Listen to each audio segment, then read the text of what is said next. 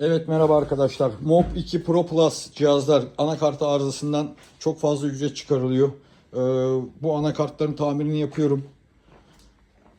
Onarıyoruz, çalışır hale getiriyoruz. Live ışıklar yanıp sönüp kalıyor. Aynı Mob 2 Pro Plus'la aynı arıza. Onu da yapıyoruz.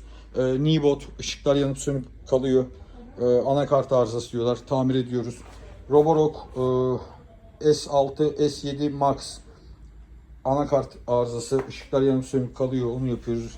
Aynı şekilde S5 Max, Live R1 bu modellerin anakartlarının tamirlerini yapıyorum.